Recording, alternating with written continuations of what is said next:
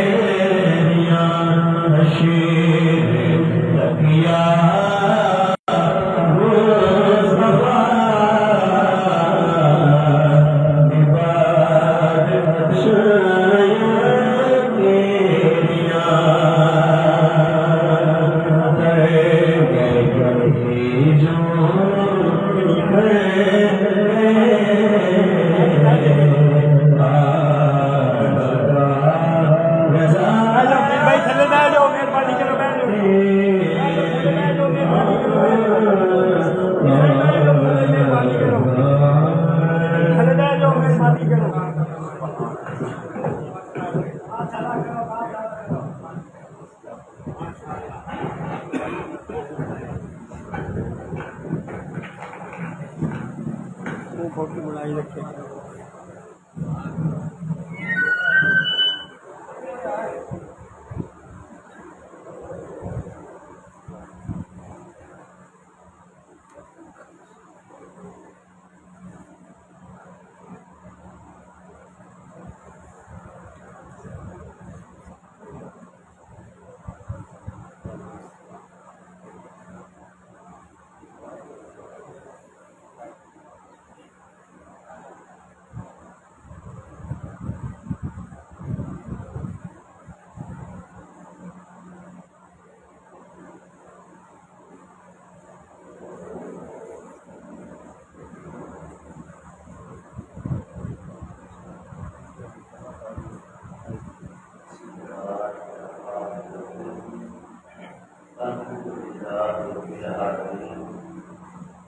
والصلاة والسلام على سيدنا مولانا محمد خاتم النبيين وعلى آله وأصحابه أجمعين. میرے متقین واجب القدر والاحترام معزز حاضرین کرام، اللہ کریم جل شانہ کی خاص رحمت، اس کی مہربانی اور قدر و کرم سے ہم سب حضرات حضور سیدنا کی اشتیاق لاجواب غریب نواز قدس سر و عزیز کے آستان تقدس نشان آستان عالیہ سیال شریف میں نماز جمعہ المبارک کی ادائیگی کا شرف حاصل کرنے کے لیے اور اپنے مرشد کریم حضور سیدنا کی اشتیاق لاجواب غریب نواز کے حفظ و برکات کے حصول کے لیے حاضر ہیں۔ رب کریم جل شانہ اپنی بارگاہ اقدس میں ہم سب کی یہ حاضری قبول و منظور فرمائے۔ اللہ تبارک و تعالی حضور سیدنا کی اشتیاق لاجواب غریب نواز کے درجات عالیہ اپنی بارگاہ اقدس میں مزید بلند سے بلندتر فرمائے اور آپ کی مقدس نورانی تعلیمات پر پورے خلوص دل کے ساتھ ہم سب کو عمل کرنے کی اللہ پاک کو بھی خطاب فرماتا رہے اور آپ سب حضرات دور و نزدیک سے موسم کی سختی کے باوجود نہایت کی عقیدت محبت کے ساتھ آستان عالیہ میں حاضر ہیں۔ اپنے دلوں کے اندر جتنی بھی جائز تمنائیں اور مرادیں رکھتے ہیں، اللہ کریم جل شانہ حضور سیدنا کی اشتیاق لاجواب غریب نواز کی برکت سے تمام حاضرین کی تمام جائز دلی مرادوں کو پورا فرمائے۔ آج کی گفتگو میں چند ایک بنیادی فقہی مسائل آپ حضرات کی خدمت میں عرض کرنے ہیں اور اس کے ساتھ ساتھ ایک دو دیگر امور کی طرف بھی پہلے توجہ مبذول کروانی ہے۔ قرآن مجید فرقان حمید کا ترجمہ کرنا ہو یا قرآن پاک کی تفسیر بیان کرنی ہو، یعنی اللہ پاک کے کسی بھی فرمان کا کوئی مطلب آگے بیان کرنا ہو تو یہ بہت بڑی ذمہ داری ہے۔ جامع ترمذی کے اندر، مسند احمد اور دیگر کئی حدیث پاک کی کتابوں میں آقا کریم علیہ السلام کا فرمان گرامی موجود ہے۔ محبوب کریم علیہ السلام نے ارشاد فرمایا، من فسر القرآن برأیہ، کہ جو شخص اپنی رائے سے قرآن مجید فرقان حمید کا معنی بیان کرے گا یا اس کی تفسیر بیان کرے گا، فلقین اصحابہ، پھر قدرتی طور پر اس کا تکا لگ جائے اور وہ اس آیت کی تفسیر درست بھی بیان کر دے، لیکن اس نے چونکہ پہلے سے نہیں غور کیا، اس نے مطالعہ نہیں کیا، تحقیق نہیں کی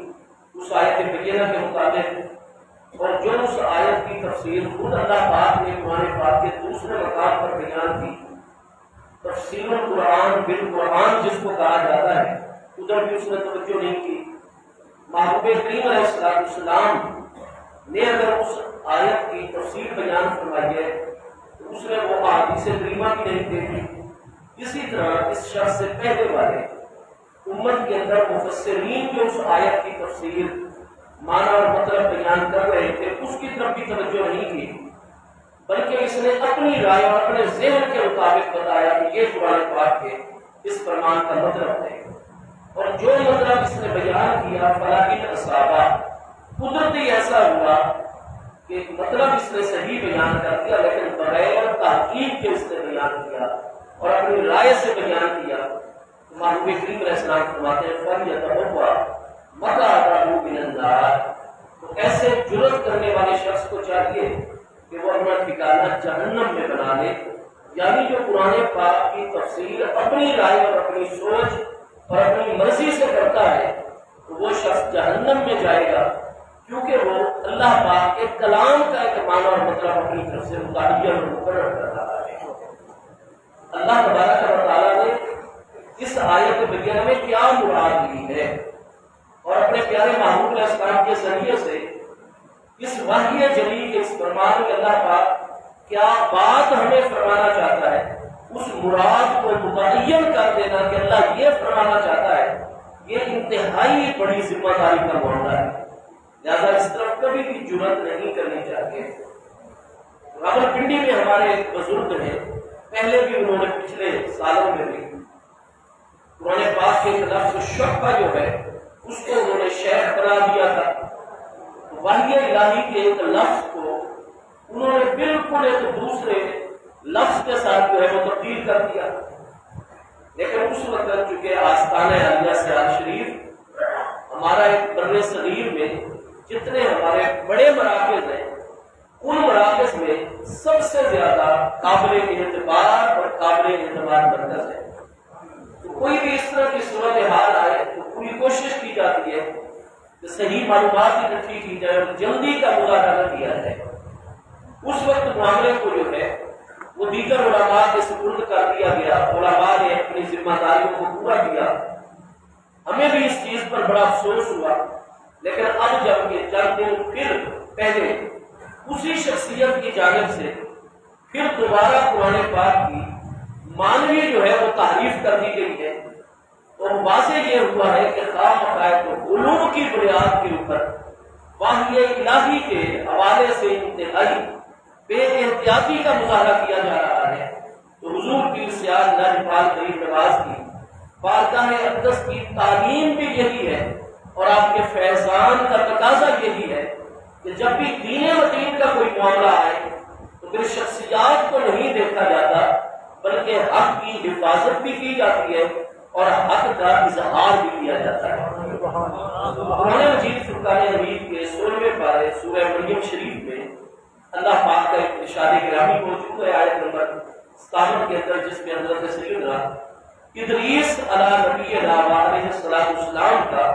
اللہ پاک نے ذکر ارشاد فرماتے ہوئے ارشاد فرمایا وَرَفَعْنَاهُ مَكَانًا عَلِيًّا. علی جو ہے یہ فعیلوں کے وزن پر قلوب اس کا مادہ مصدر ہے. عربی زبان میں عین لام اور واو اس کے اندر حروف تصغیر تھے، یعنی یہ ناقص واوی کلمہ ہے. تو قلوب کا معنی ہوتا ہے بلندی. اعلیٰ حضرت فاضل بریلوی رحمت فرماتے ہیں فرش والے تیری شوکت کا قلوب کیا جانے بسروا عرش پہ اڑتا ہے تیرا تیرا. قلوب کہتے ہیں بلندی کو عربی زبان کے اندر. الا یعلو قلوبن بلند ہونا. علی جو ہے اس سے صفت مشبہ کا صیغہ ہے. صفت مشبہ مبنی للفاعل بھی ہوتا ہے مبنی للمفعول بھی. یہاں مبنی للمفعول ہے. الشہیر بے معنی مشہور ہوتا ہے، اسیم بے معنی معصوم ہوتا ہے. اسی طریقے سے یہاں علیش بے معنی جو ہے تو وہ مفعول کے معنی کے اندر ہے، یعنی وہ چیز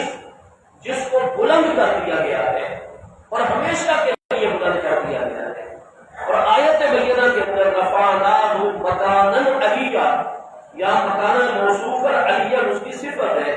تو اللہ تبارک و تعالیٰ یہ بات ارشاد فرما رہا ہے کہ حضرت ادریس علیہ السلام کی ذات بابرکات کو ہم نے بہت ہی بلند مقام کے اوپر اور ہمیشہ بلند رہنے والی جگہ کے اوپر جو ہے وہ بلند فرمایا. اب اس کا معنی کیا ہے؟ تو آپ جتنی بھی تفاصیل کو دیکھیں گے احادیث کریمہ اس حوالے سے جو موجود ہے یہ حضرات اہل بیت اطہار رضوان اللہ تعالیٰ علیہ اجمعین کی صاحب علم ہستیوں نے، حضرات صحابہ کرام رضوان اللہ تعالیٰ علیہ اجمعین کی صاحب علم ہستیوں نے اور آگے ان کے شاگردان تابعین تبع تابعین اور ہمارے جو اکابر ترین आइमा मुफस्सिरीन है, उन्होंने इसके 3 माना और मतलब जो है वो बयान फरमाए हैं। वरफ़अनाहु मकानन अलिया, और हमने इदरीस अलैहिस्सलाम को रिफ़अत दी, बुलंद फरमा दिया, एक बुलंद मकाम के ऊपर, यानी बुलंद मकाम के ऊपर उनको फायज फरमा दिया। तो पहली तफसीर हमारे अकाबिर आलिम दीन ने इसकी ये बयान फरमाई कि मकानन अलिया से मुराद जो है वो हज़रत सय्यदना इदरीस अलैहिस्सलाम का मकाम नबूवत मुराद है, क्योंकि जितने भी अल्लाह तबारक व तआला ने मकामात कुर्ब रखे हैं उनमें सबसे बड़ा मकाम कुर्ब जो है वो मकाम नबूवत और रिसालत है। कुरान पाक में सूरह अनाम आयत नंबर 124 में अल्लाह पाक का इरशाद गिरामी है, अल्लाहु आलमु हैसु यजअलु रिसालता, अल्लाह के इल्म में है कि उसने रिसालत कहाँ रखनी है। इस आयत बय्यना का मतलब ये है, और ये नाज़िल भी उस वक्त हुई थी जब हमारे प्यारे आके करीम अलैहिस्सलाम अपने प्यारे चचा जान हजरत अबू तालिब जैसी शफीक तरीन और मेहरबान तरीन हस्ती के विसाल के बाद आप हिजरत से 3 साल कबल उनके विसाल अक़दस के बाद आप ताइफ की तरफ तशरीफ ले गए थे और सोचा कि वहां बनु सकीफ का कितना बड़ा मुअस्सिर कबीला जो है वो आबाद है। तो आप 60 किलोमीटर का फासला तय फरमाते हैं अपने प्यारे गुलाम हजरत सय्यदना ज़ैद इब्न हारिसा रज़ियल्लाहु अन्हु के साथ, और महबूब अलैहिस्सलाम के दिल मुक़द्दस में कि अगर बनु सकीफ के अहले ताइफ के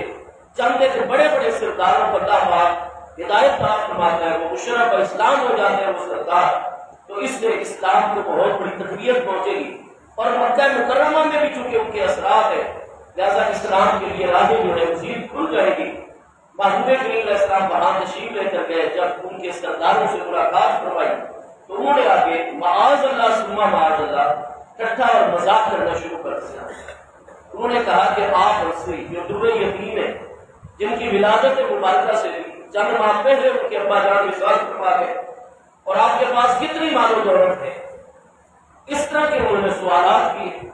और फिर कहने लगे कि क्या मक्का मुकर्रमा और ताइफ ये 2 अजीम बस्ती और मकामात है और इसमें बड़े बड़े मालदार मुअस्सिर सरदार रहते हैं,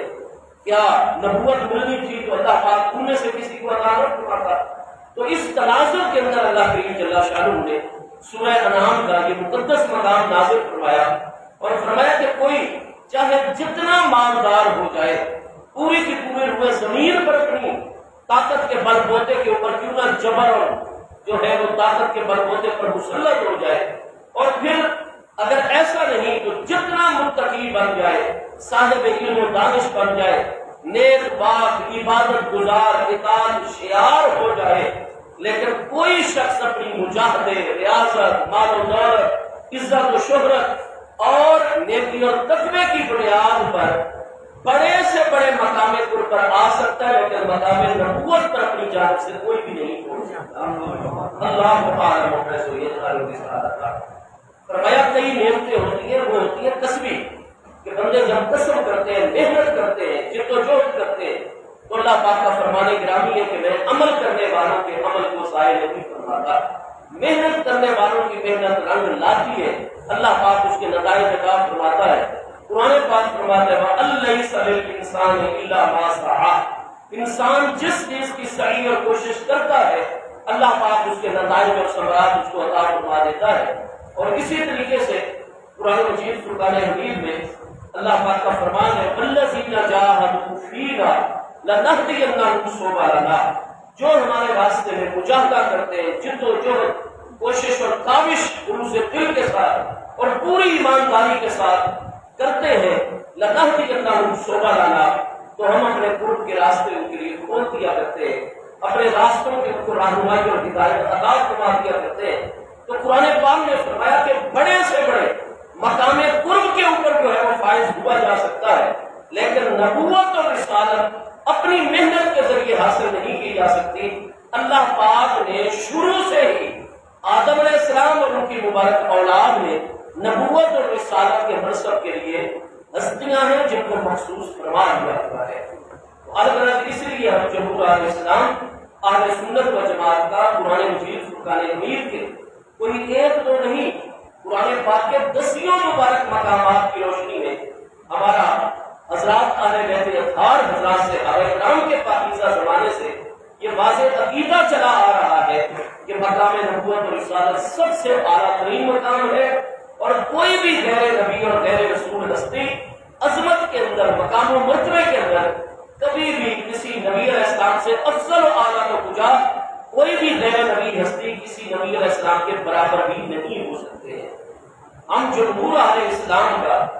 اور اہل تشیع کے عقائد میں جو بنیادی ترین فرق ہے،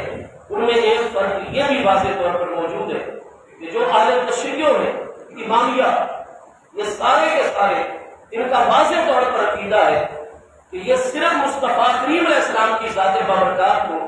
12 ائمہ اہل بیت اطہار رضوان اللہ تعالیٰ علیہ مجمعین سے افضل مانتے ہیں۔ یعنی اہل تشیع کا یہ عقیدہ ان کی کتابوں کے اندر بھی، ان کی آپ تقریریں سنیں، انتہائی علوم کے اوپر مبنی ہوگی،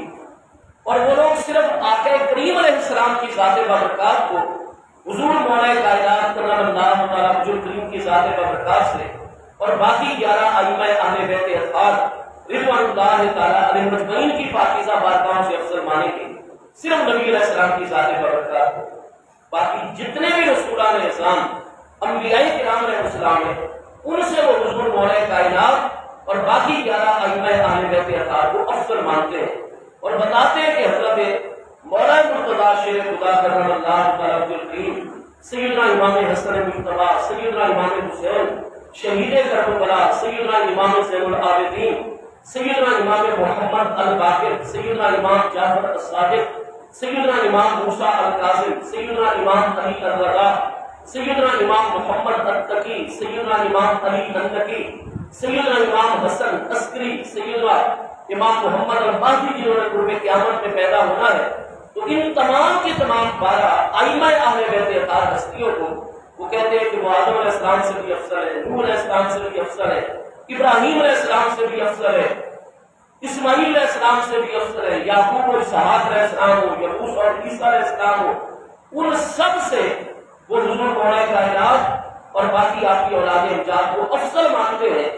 قرآن مجید فرقان حمید کے صریح اور واضح ارشادات کی وہ خلاف ورزی کرتے ہیں، جیسے زکوٰۃ کا 250 مرتبہ ذکر قرآن پاک میں مختلف حوالوں سے آ رہا ہے، لیکن وہ زکوٰۃ کو اپنی فقہ کے اندر ایک ذرے کے برابر بھی جگہ دینے کے لیے تیار نہیں ہے۔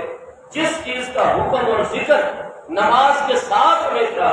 لفظ زکوٰۃ کے ساتھ کیا جاتا ہو، وہ اس کے بالمقابل خمس رکھ لیں گے، لیکن زکوٰۃ کے احکام کی طرف نہیں آئیں گے، اور اس کو انہوں نے اپنے دین کا، اپنی ملت کا،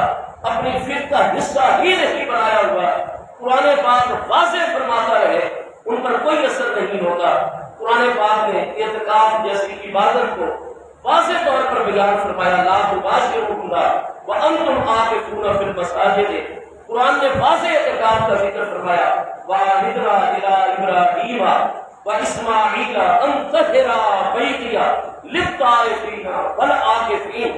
ابراہیم علیہ السلام کے زمانے میں قرآن فرماتا ہے اعتکاف جیسی عظیم عبادت موجود ہے، اور ہم نے عہد لیا تھا ابراہیم علیہ السلام اور اسماعیل علیہ السلام سے کہ میرے پیارے گھر مسجد حرام اور خانہ کعبہ شریف کو ہمیشہ آپ کریم ہستیوں نے پاک اور صاف کر کے رکھا ہے۔ کن کے لیے؟ للطائفین والعاکفین، طواف کرنے والوں کے لیے، اعتکاف بیٹھنے والوں کے لیے۔ تو قرآن پاک جس اعتکاف کا ذکر فرماتا ہے کہ وہ ابراہیم علیہ السلام کے دور میں بھی عظیم عبادت ہے، اور دنیا کے سب سے بڑے مرکز اور پہلے مرکز خانہ کعبہ شریف اور مسجد حرام میں اعتکاف ہوتا تھا، اور ہزاروں سالوں سے یہ عبادت آ رہی ہے۔ اور سورہ بقرہ میں اعتکاف کا مسئلہ قرآن پاک نے بیان فرمایا کہ لا تباشرون وانتم عاکفون فی المساجد۔ جب مسجدوں کے اندر تم رمضان میں یا آگے پیچھے اعتکاف بیٹھے ہوئے ہو تو پھر اپنی بیوی کے قریب نہیں جانا، ان کو ادھر نہیں بلانا۔ تو قرآن پاک میں واضح طور پر جو احکام موجود ہوتے ہیں، ان حضرات کو اس چیز کی کوئی پرواہ نہیں ہوتی کہ قرآن مجید سب سے بڑی حجت ہے، سب سے بڑی دلیل ہے۔ قرآن میں ایک چیز کا ذکر ہے، وہ اپنی مرضی کے مانیں گے اور اپنی مرضی کے اوپر چلتے ہیں۔ تو بالکل اسی طریقے سے ہمارا ان کا یہ بھی ایک بنیادی اختلاف ہے کہ ہم جتنے بھی مقامات قرب ہیں اور اللہ پاک کی نعمت پر مشتمل مقامات، ان میں سب سے بڑا مقام اور مرتبہ ہے تو وہ نبوت اور رسالت کا مقام ہے، اور غیر نبی کوئی ہستی جتنی بھی عظمت والی ہو وہ کسی صورت اللہ پاک کے کسی نبی علیہ السلام سے افضل ہونا تو دور کی بات ہے، مقام و مرتبے میں ان کی برابری بھی نہیں کر سکتے ہیں۔ مفسرین کرام رضوان اللہ تعالی علیہم کی ایک جماعت اس طرح گئی کہ سورہ مریم شریف کی اس آیت مبارکہ میں رفعناہ مکانا علیہ، اس کی پہلی تفسیر اور مطلب یہ ہے کہ یہاں مکانا علیہ سے مراد نبوت ہے۔ اللہ پاک فرمایا کہ ہم نے ادریس علیہ السلام کو بلند مرتبے پر فائز فرمایا اور بلند فرمایا، یعنی ان کو نبوت کا مقام عطا فرمایا، یہ ایک مطلب ہے۔ دوسرا مطلب یہ بیان فرمایا جاتا ہے کہ مکانا علیہ سے مراد اللہ پاک کا قرب ہے کہ نبوت کے ساتھ ساتھ اللہ پاک نے ان کو خاص مقام قرب اپنی بارگاہ اقدس کے اندر عطا فرمایا ہوا ہے۔ اور تیسرا مطلب جو ہے وہ حدیث مبارکہ کے اندر بیان ہوا کہ حضرت سیدنا ادریس علیہ السلام، جن کا اصل نام تو حضرت اخنوخ علیہ السلام ہے، ان کی اپنی مادری زبان اس علاقے کی زبان کے اندر حضرت اخنوخ علیہ السلام، حمزہ خا نور باب اور پھر حضرت اخنوخ۔ ادریس ان کو اس لیے کہا گیا، یہ لقب ہے ان کا، کیونکہ ان کے دور کے تقاضے ایسے تھے کہ اللہ پاک نے ان پر تسلیل صحیفے نازل فرمائے، اور وہ کثرت کے ساتھ جگہ جگہ انسانیت کے اندر جا کر، کیونکہ آپ درس و تدریس فرماتے، تبلیغ فرماتے اور باقاعدہ طور پر صحیفے لکھتے، لکھی ہوئی عبارت کو پڑھتے اور لوگوں تک اللہ پاک کا نور اور اللہ پاک کے احکام اور تعلیم جو ہے وہ پہنچایا کرتے تھے۔ حضرت سیدنا ادریس علیہ السلام کے ایسی ہی ذمہ داریوں کے باعث اللہ تبارک و تعالیٰ کی حکمت بالغہ کا تقاضا تھا کہ حضرت سیدنا اسرائیل علیہ السلام کو بھی حکم ہوا کہ آپ حضرت ادریس علیہ السلام کے ساتھ ایسا ربط اور تعلق قائم کرو کہ جیسے جبریل علیہ السلام آپ کی بارگاہ میں کثرت سے تشریف لاتے ہیں، آپ بھی کثرت سے ان کے پاس تشریف لے جایا کریں، لہٰذا آپس میں خوب دوستی ہو گئی، جان پہچان ہو گئی۔ تو ایک موقع پر جب کہ حضرت ادریس علیہ السلام کو کوئی تبلیغی ضرورت ہے یا جو بھی ایسا معاملہ ہے، تو آپ نے ضروری سمجھا کہ موت کا جو مرحلہ ہے اس میں سے عملی طور پر مجھے گزرنا چاہیے۔ چنانچہ آپ نے حضرت اسرائیل علیہ السلام سے ارشاد فرمایا کہ اللہ پاک کے عظمت والے فرشتے حضرت ملک الموت علیہ السلام، آپ نے مہربانی فرمائیے اور میری روح جو ہے کچھ وقت کے لیے آپ قبض کروا لیجیے، اور میں عملی طور پر اس مرحلے اور پروسیس میں سے گزرنا چاہتا ہوں۔ حضرت اسرائیل علیہ السلام نے اللہ پاک سے اجازت مانگی، اللہ پاک کے علم میں سب کچھ اللہ پاک نے اجازت عطا فرما دی، اور اس طرح حضرت ادریس علیہ السلام کی روح مقدسہ کچھ وقت کے لیے حضرت اسرائیل علیہ السلام نے جسم انور سے قبض فرما لی۔ آپ پر مثال اقدس کا معاملہ کچھ وقت کے لیے مقرر وقت سے بھی پہلے آپ کی خواہش کے مطابق آ گیا، اور آپ نے عالم برزخ کے معاملات کو اپنی روح مقدسہ کے ذریعے سے عملی طور پر ملاحظہ فرما کے اس کے بعد روح مقدسہ نے خواہش ظاہر کی اور دوبارہ جسم منور میں عالم دنیا میں دنیاوی حیات طیبہ دوبارہ روح مبارکہ لوٹا دی گئی۔ آپ دوبارہ جسمانی زندگی کے ساتھ عالم اجسام عالم دنیا کو جلوگر ہو گئے۔ کچھ عرصے کے بعد آپ نے خواہش ظاہر فرمائی کہ اللہ پاک کی جو 8 جنتیں ہیں ان میں سے فلاں جنت میں مجھے مشاہدہ کروایا جائے۔ چنانچہ اللہ پاک کی بارگاہ میں جب آپ کی یہ دعا اور درخواست ہوئی، رب کریم کے سب کچھ علم میں ہے کہ آگے کیا ہونا ہے، رب تبارک و تعالیٰ نے اجازت عطا فرما دی، اور اس طرح حضرت جبریل علیہ السلام اور باقی ملائکہ کرام کے ساتھ آپ جنت میں جو ہے وہ جلوگر ہو گئے۔ ایک مقام آپ کو پسند آیا، آپ نے فرمایا بس ہم یہی ٹھیک ہے، آپ اپنی ذمہ داری کو ادا کریں۔ پیارے جبریل علیہ السلام اور ملائکہ کرام انہوں نے عرض کی حضور ہم تو اللہ پاک کے حکم پر آپ نے تھوڑا سا وقت کے لیے جنت کا مشاہدہ مانگا تھا، اور اللہ پاک اپنے پیاروں کی ہر دعا کو خواہش کو پورا کرواتا ہے۔ اب آپ مہربانی فرمائیے اور ہمارے ساتھ چلیے واپس عالم دنیا میں، اور وہاں آپ کی جو ڈیوٹی ہے وہ آپ سے انجام ہے۔ تو آپ نے فرمایا کہ کیا میرے اوپر جو صحیفے نازل ہوئے اور جو کچھ ادریس علیہ السلام کے صحیفوں میں تھا قرآن میں بھی موجود ہے کہ جو جنت میں ایک بار داخل ہو جائے گا پھر اس کو جنت میں سے تو باہر نہیں نکالا جائے گا۔ جنت بھی ابدی نعمت ہے اور ہم فیہا خالدون، جنت میں داخل ہونے پر بھی ہمیشہ ہمیشہ اس میں رہیں گے۔ حضرت جبریل علیہ السلام نے فرمایا حضور بات تو ٹھیک ہے، اللہ پاک کا فرمان بڑا حق ہے، آپ پر بھی جو صحیفے نازل ہوئے ان میں بھی یہ مسئلہ موجود ہے کہ جو جنت میں داخل ہو گیا اس کو تو جنت سے باہر نہیں نکالا جائے گا، وہ جنت میں۔ لیکن حضور یہ سارا معاملہ ہے قیامت کے فیصلوں کے بعد۔ آپ تو بھی عالم دنیا کی حیات مبارکہ کے ساتھ چلوا کر ہیں، لہٰذا آپ کو واپس تشریف لے جانا ہوگا۔ تو حضرت سیدنا ادریس علیہ السلام نے فرمایا کہ نہیں، اگر آپ یہ فرما رہے ہو کہ دنیا میں وفات آ جائے اور پھر قیامت، تو کیا فلاں عرصہ پہلے، اتنا عرصہ پہلے فلاں مقام پر مجھ پر موت آئی نہیں تھی؟ تھوڑا عرصہ میں لکھا ہے اس کے اوپر، میری روح قبض ہوئی نہیں تھی؟ تو جب میں اس موت کے مرحلے کو بھی پار کر چکا ہوں اور اب جنت میں آ چکا ہوں تو باتیں ساری کی ساری ثابت ہو گئی، لہٰذا میں واپس دنیا میں نہیں جانا چاہتا۔ تو کچھ روایات کے اندر اور احادیث کے اندر یہ مضمون موجود ہے،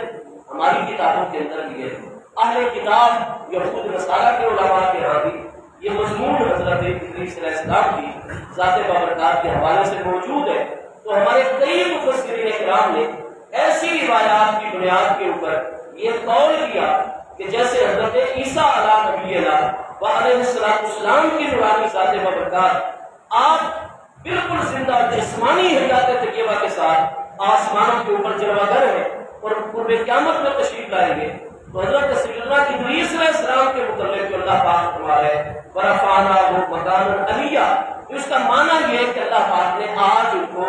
جسمانی حیات طیبہ کے ساتھ ہی جنت کے ایک مقام کے اوپر بلند فرمایا ہوا ہے، جلوہ گر فرمایا ہوا ہے۔ یہ تین مقامات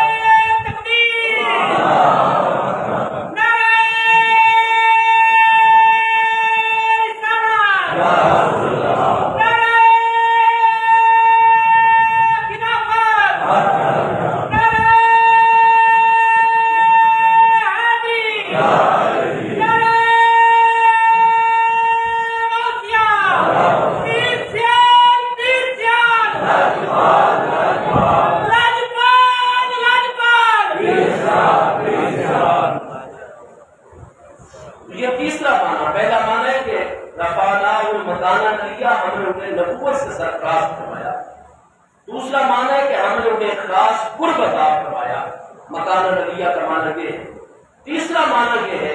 کہ ہم نے ان کی خواہش اور دعا کے اوپر جنت میں ان کو عالم دنیا کے لیے بلند مقام عطا فرمایا ہوا ہے۔ اب یہ تین تفسیریں ہماری کتابوں کے اندر تقریباً ہر محقق مفسر جو ہے وہ بیان فرما دیتے ہیں اور پورے حوالوں کے ساتھ جو ہے اس کو ذکر کر دیتے ہیں، لیکن اس ہستی نے کیا کیا کہ یہاں انہوں نے رفعناہ مکانا علیہ، لفظ علی جو ہے جو کہ یہاں صفت مشبہ کا صیغہ ہے اور مفعول کے معنی کے اوپر ہے، انہوں نے اس مبارک لفظ سے مراد جو ہے وہ حضور سیدنا امیر المومنین مولا مرتضیٰ شیر خدا کرم اللہ تعالیٰ حضور کریم کی ذات بابرکات متعین کر دی اور فرمایا کہ رفعناہ مکانا علیہ، کہ حضرت ادریس علیہ السلام جو اللہ پاک کے سچے نبی علیہ السلام ہے، تو جو حضرت سیدنا مولا مرتضیٰ شیر خدا کرم اللہ تعالیٰ حضور کریم کا مزار مقدس نجف اشرف کے اندر ہے، تو ہم نے ادریس علیہ السلام کو مکان علی کے اوپر جو ہے وہ بلند فرما دیا اور فائز فرما دیا، یعنی حضرت ادریس علیہ السلام اب دوبارہ دنیا میں تشریف لائیں گے اور نجف اشرف میں ان کی تدفین ہوگی، اور حضور مولا مرتضیٰ کا مقام ایسا ہے کہ حضرت ادریس علیہ السلام کو اللہ بلندیاں عطا فرماتا ہے، تو ان کی بلندیوں کی انتہا کہاں ہوتی ہے؟ مقام علوی پر جا کر ہوتی ہے۔ لہذا اس کا نتیجہ اور تقاضا کیا جا نکلتا ہے کہ وہ شاہ صاحب بھی ایک تو حضور مولا مرتضیٰ کی ذات بابرکات کو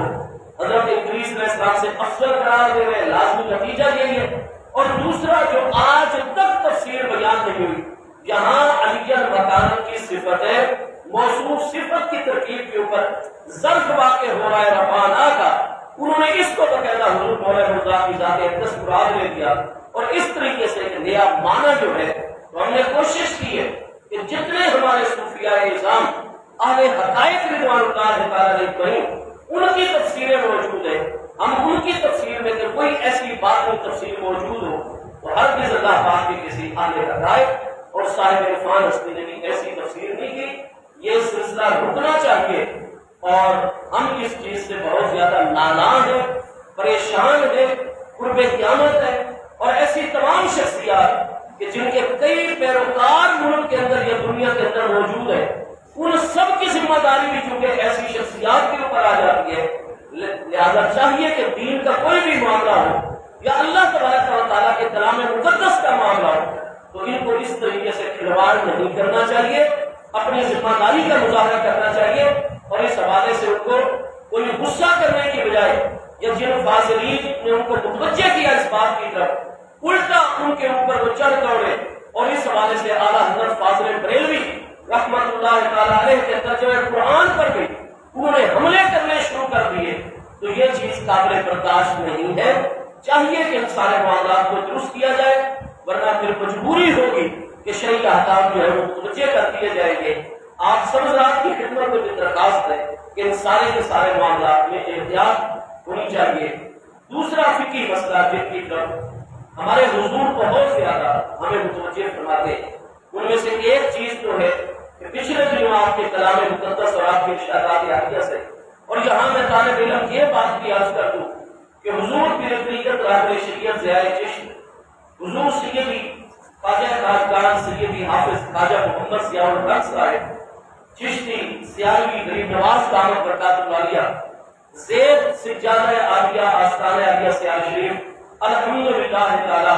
استاد العلماء مفتی محمد نعیم الحق سیالوی صاحب میرے سامنے صف اول میں آپ جو ہے جلوہ گر ہے، آپ اس بات کی تصدیق فرمائیں گے کہ کوئی بھی ایسا شرعی معاملہ آتا ہے تو آپ فوری طور پر اس کی طرف توجہ فرماتے ہیں، اس کے حوالوں کی طرف توجہ فرماتے ہیں، خود کتابیں منگوا کر ان میں جو ہے نگاہیں عنایت فرماتے ہیں۔ مجھے آپ نے خانے وال فون کروایا کہ ملم یصلی فلا دین لہ، جو نماز نہیں پڑھتا اس کا سرے سے کوئی دین نہیں ہے، تو یہاں ملم یصلی جو آیا ہوا ہے لم یصلی، آیا کہ صلاۃ سے مراد یہاں نماز ہے یا صلاۃ سے مراد یہاں درود پاک ہے؟ ان چیزوں کے اوپر آپ نے خوب بحث فرمائی، اور اس کے بعد آپ نے اعلان فرمایا کہ الحمدللہ ہر طرح کا اشتباہ جو قاری بہان کو رفع ہو گیا۔ الغرض میں طالب علم عرض یہ کرنا چاہتا ہوں کہ آستانہ عالیہ سیال شریف کا جس طریقے سے یہ معاملہ آ رہا ہے کہ باریک سے باریک معاملات کی طرف توجہ کرنا، تو ہمارے تمام پیر بھائیوں کو مبارک ہو کہ حضور امیر شریعت غریب نواز رضی اللہ عنہ کی ذات بابرکات نے حضور پیر پٹھان اور حضور شیخ الاسلام غریب نواز کے اشارے کے اوپر جس ہستی کو اپنی مسرت مبارک کے اوپر جلوہ گر فرمایا ہے، وہ قرآن پاک، حدیث پاک، شریعت مبارکہ، وہ معرفت طریقت، ہر معاملے کے اندر جو دین متین کی روح ہے اس کو مد نظر بھی رکھتے ہیں، اور پیر بھائیوں کے لیے بھی یہی ہمیشہ تعلیم و ترغیب فرماتے ہیں۔ آپ کے انہی ارشادات سے چونکہ آپ کا سوال تھا کہ درود پاک کی کیا اہمیت ہے، تو ہم طالب علموں نے حضور پیر سیال کے در اقدس کے غلاموں نے یہی عرض کیا کہ حضور کریم یہ چاہتے ہیں کہ پیر بھائیوں تک بڑی محبت کے ساتھ اور طریقے کے ساتھ یہ بات بھی پہنچائی جائے کہ جو ہمارے پیر بھائی درود پاک کی پہلے پابندی فرما رہے ہیں وہ مزید استقامت اختیار کریں، اور اگر ان کے پاس مزید وقت ہے تو درود پاک میں اور اضافہ کر دیں باقی مذاہب کے ساتھ۔ اور جو ہمارے پیر بھائی اس حوالے سے اگر تھوڑے سے کم توجہ ہے ان کی، تو وہ آقا کریم علیہ السلام کی بارگاہ اقدس میں نذرانے اور درود و سلام پیش کرنے میں اور درود پاک پیش کرنے میں کسی قسم کی کوئی کوتاہی نہ اختیار کیا کرے، بلکہ جتنے بھی آستانہ عالیہ سیال شریف کے ساتھ منسلک اہل محبت ہے یا جن کو بیعت کا نور اور فیض حاصل ہے، وہ تمام پیر بھائی درود پاک کی طرف خصوصی طور پر جو ہے وہ توجہ فرمائیں۔ اور جمعے کے حوالے سے بھی چونکہ حضور غریب نواز کا یہ ہمیں حکم ہوتا ہے تھوڑے تھوڑے عرصے کے بعد کہ جو مقامی سیال شریف یعنی 99 کلومیٹر کے اندر سے پیر بھائی آستانہ مقدس پر جمعہ ادا کرتے ہیں، اور الحمدللہ تعالی امام شافعی، امام احمد، امام مالک، امام ابو یوسف، امام محمد رضوان اللہ تعالی مجمعین کی تحقیق کے مطابق تو بالکل ٹھیک جمعہ ہے، لیکن ہم جس ہستی کی ابتدا کرتے ہیں حضور امام العباسی و امام اعظم ابو حنیفہ رضی اللہ عنہ، پھر وہ قریب ہستی اختلافی مسائل میں جو کہ حضور مولا کائنات کرم اللہ تعالی وجہ کریم اور سیدنا عبداللہ ابن مسعود رضی اللہ عنہ کے فتاوی پر عمل کرتے ہیں، تو حضور مولا کائنات کرم اللہ تعالی وجہ کریم کا مذہب چونکہ یہ ہے کہ کہ لا جمعہ کا بلند کی دین اللہ فی مصر جامع، کہ جمعہ بھی وہیں پر واجب ہوگا، عیدین کی نماز بھی وہیں پر واجب ہوگی جہاں مصر جامع ہوگا، ایسا شہر جو شریعت کی روشنی میں جامع شہر ہوا کرتا ہے۔ تو حضور جامع شہر کون سا ہوا کرتا ہے؟ جہاں جمعہ ہوگا اور وہاں اس دن ظہر کی نماز نہیں ہوگی۔ تو فرمایا کہ 3 شرطیں ہیں، اس کی وجہ سے کوئی بھی شہر جامع بنتا ہے۔ پہلی شرط ہوتی ہے آبادی کثیرہ، اتنی بڑی آبادی جس میں متعدد کوچے ہو، بازار ہو، بالکل آستانہ مقدسہ سیال شریف، اور اس آستانہ عالیہ کی برکت سے جو شہر ہے سیال شریف رحمۃ اللہ تعالیٰ، اس میں گلیاں بھی ہے، بازار بھی ہے، آبادی کثیرہ بھی ہے، اور سال کے سارے دنوں میں پیر بھائیوں کی کثرت کے ساتھ آمد و رفت رہتی ہے، بالکل آبادی کثیرہ، مقامی بھی موجود ہے شرط کے مطابق۔ دوسری شرط ہوتی ہے اتنی بڑی مارکیٹ کا موجود ہونا کہ جس میں بنیادی ضروریات کی تمام چیزیں رات دن وقت پر مہیا ہو سکے، تو اللہ پاک کی رحمت سے یہ سہولتیں بھی بنیادی طور پر سیال شریف کے اندر ساری کی ساری موجود ہے۔ تیسری اور آخری شرط یہ ہے کہ حکومت وقت کی جانب سے جو سب سے چھوٹے درجے کا قاضی ہوا کرتا ہے، پرائمری سطح کا، اور وہ ہوتا ہے ہمارے تحصیل صدر مقام میں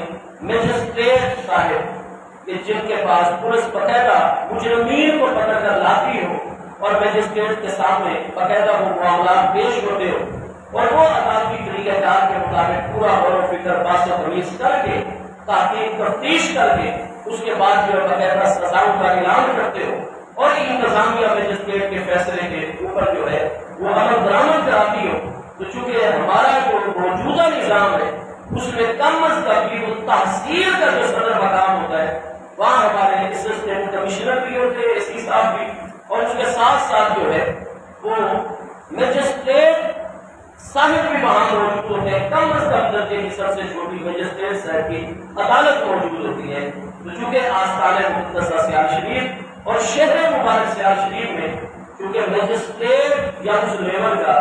کوئی ایسا سرکاری آفیسر نہیں ہے کہ جن کے پاس پولیس مجرمین کو پکڑ کر لائے اور وہ وہی مقامی عدالت میں کیس کی سماعت کر کے فیصلہ جاری کرے اور پھر سزاؤں کا نفاذ ہو۔ تو چونکہ یہ تیسری شرط سیال شریف میں نہیں پائی جاتی، اس لیے اعلیٰ حضرت سیال شریف نواز رضی اللہ عنہ کی ذات برکات نے جب حضور پیر پٹھان رضی نواز رضی اللہ عنہ کے حکم پر باقی ائمہ اور ہمارے صاحبین رضی اللہ عنہ کے حکم پر جمعہ جو ہے فرمانے کا کیونکہ یہ فیض کا سلسلہ ہے اور اس کا سکھ اس طریقے سے کامل ہوتے چلے آ رہے تھے کہ ایسے مراکز سے جہاں ہر وقت رہنمائی ہو تو جمعے کے موقع پر بھی لوگوں کا اجتماع ہو اور ان کی ہر وقت دینی، مذہبی، روحانی، ظاہری، باطنی، سیاسی، اجتماعی، انتظامی مکمل طور پر رہنمائی میں اور مشرق کی جانب سے ہونی چاہیے۔ تو حضور پیر پٹھان نے اپنے مراکز میں یہ سلسلہ جمعوں کا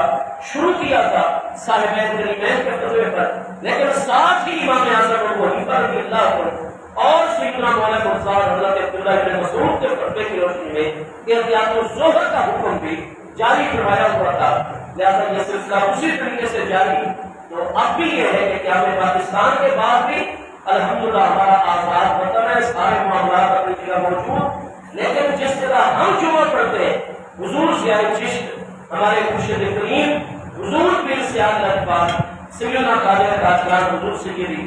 حافظ خواجہ محمد ضیاء الحق صاحب چشتی سیال غریب نواز زیب آستانہ عالیہ سیال شریف آپ کا فرمانے گرامی ہے کہ تیسری شرط یا نہیں پائی جاتی، مجسٹریٹ صاحب کی عدالت نہیں ہے، لہذا جو 99 کلومیٹر کے اندر سے پیر بھائی جمعہ عطا فرماتے ہیں ان کو جمعے کا سارا فیض ملتا ہے، تمام انوار ملتے ہیں، یہاں تک کہ حضور شیخ الاسلام غریب نواز کا پوری صحت سے یہ فرمانے گرامی موجود ہے، چونکہ اولیاء اللہ الکاملین کی نگاہ میں ہمارے اعمال باقاعدہ مجسم شکل میں آ جاتے ہیں اور قیامت کے دن بھی ہمارے یہ سارے اعمال، نماز، روزہ یہ تولے جائیں گے کیونکہ ان کو مجسم صورت عطا کر دی جائے گی۔ تو ہم اپنے اعمال کو مجسم صورت میں عملی طور پر قیامت میں میزان میں دیکھیں گے، اللہ کا ولی کامل دنیا میں ہمارے اعمال دیکھ دیا کرتا ہے۔ حضور شیخ الاسلام رضی اللہ عنہ جیسی غریب نواز ہستیاں جو کہ اپنی نگاہوں سے دیکھا کرتے تھے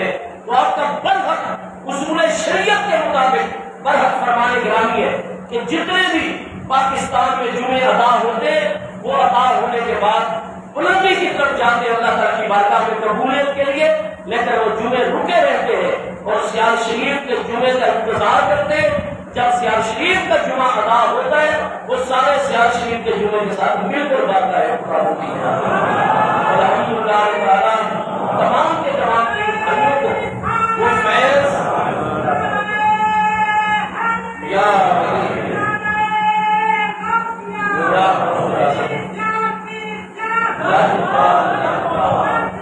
جی جزاک اللہ فیض و برکت قائم ہو گیا۔ فیض و برکت پہنچتا ہے، اس میں آپ ذرا بھی درد و شک نہیں آتا ہے، برحق ہے جمعے کی حاضری، تمام نور اور فیض ادا ہوتا ہے۔ لیکن وہ فقہی مسئلہ جو ہے اس حوالے سے جو 99 کلومیٹر کے اندر کے پیر بھائی ہیں وہ 4 رکعت جمعے کے فرضوں کے بعد جب دعا سے فارغ ہوتے ہیں تو 4 رکعت اس نیت سے کہ اللہ پاک میں یہ 4 رکعت وہ ظہر جو سب سے آخری میرے اوپر فرض ہوئی ہے اس کی ادائیگی کی نیت سے احتیاط میں 4 فرض ادا کر رہا ہوں۔ آپ 4 رکعت جو 99 کلومیٹر یا اسے دور سے آتے وہ 2 رکعت احتیاط ظہر جو ہے وہ فرض وہ ادا فرما دیا کرے، اور ساتھ ہی حکم ہے کہ روزہ مقدسہ کا انتہائی ادب کیا کرے، آوازیں نہ اونچی ہونے دیا کرے، دوسرے پیر بھائیوں کا احساس کیا کرے۔ گوشہ مزار شریف کا لینا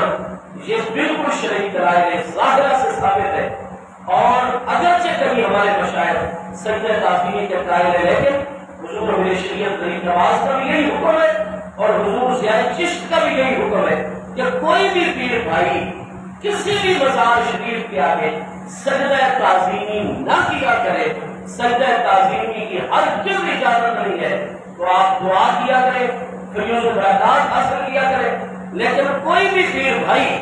آستان عالیہ سیال شریف میں بالخصوص اور کسی بھی مقام پر حتیٰ کہ مدینہ میں کے بعد میرے آقا کریم علیہ السلام کی بارگاہ میں بھی حاضری ہو تو مزار مقدس کو سجدہ تعظیمی کسی بھی سیاسی کئی بھائی نے نہیں کرنا، حضور پیر سیال بھائی پاک سختی کے ساتھ بار بار منع فرماتے ہیں۔ اللہ پاک ہم سب پیر بھائیوں کو حضور پیر سیال کا فیض عطا فرمائے، آپ کی نورانی تعلیمات پر ہمیشہ عمل کرنے کی توفیق عطا فرماتا رہے۔ وما علیہ